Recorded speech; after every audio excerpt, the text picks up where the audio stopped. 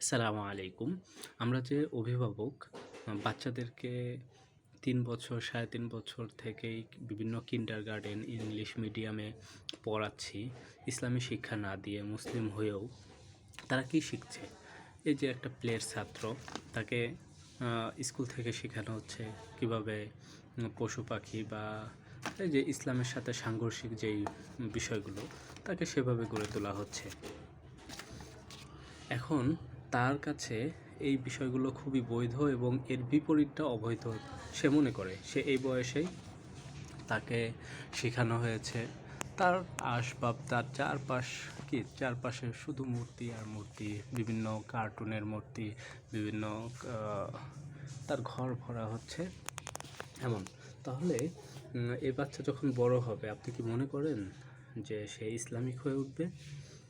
আল্লাহ না করুক।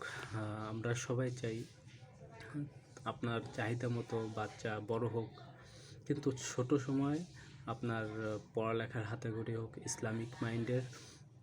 ইসলামী শিক্ষা দিয়ে, প্রাথমিক শিক্ষা দিয়ে আপনি বাচ্চাকে ডাক্তার, ইঞ্জিনিয়ার বা অন্য যে পেশাগুলো আছে তাকে শিক্ষা দেন, সমস্যা নেই।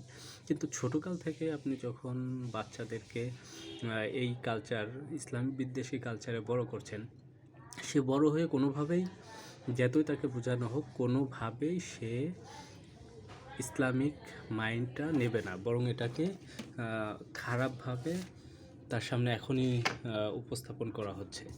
সুতরাং একজন সতর্ক মুসলিম হিসেবে, অভিভাবক হিসেবে অনুরোধ থাকবে, আপনি আপনার সন্তানকে ইসলামিক মূল্যবোধে গড়ে তুলুন। এরপর বিভিন্ন আপনি যা চান। ধন্যবাদ। আসসালামু আলাইকুম।